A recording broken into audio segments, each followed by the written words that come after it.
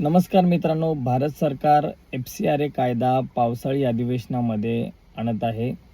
या FCRA कायदा म्हणजे फॉरेन कॉन्ट्रिब्युशन रिझर्वेशन ॲक्ट, ज्यामध्ये परकीय जी फंडिंग होत होती संस्थांना, NGOंना जे पैसे मिळत होते, जे एखादी संस्था चालवण्यासाठी किंवा कोणत्याही संस्थेला NGOला काम करण्यासाठी एखादं पैसे उभे राहत होते, तर हे पैसे रोखण्याचं काम किंवा याच्यावर सर्वत्र नियंत्रण आणण्याचं काम हे मोदी सरकार करत आहे.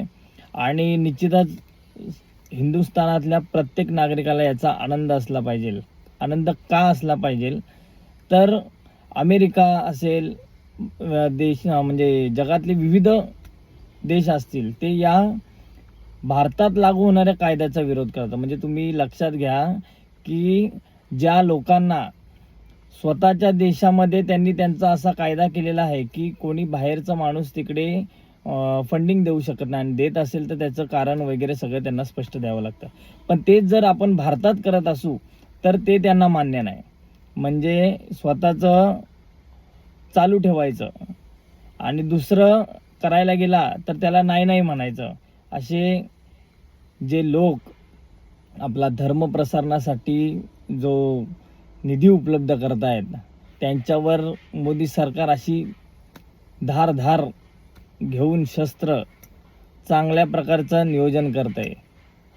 खरं म्हणजे हा कायदा लागूच झाला पाहिजे, जेणेकरून ज्या NGO, ज्या संस्था असतील, ज्या बाहेरचे पैसे घेऊन भारतामध्ये धर्म प्रसारण करतायत, विशेषतः काही लोक याला खूप घाबरत आहेत. का घाबरत आहेत? त्यांनी घाबरायचं कारण काय? जर तुम्हाला पैसे मिळत असतील आणि तुम्ही जर ते योग्य कामासाठी वापरत असाल तर तुम्हाला ते तुम्ही त्याचा हिशोब देऊ शकता.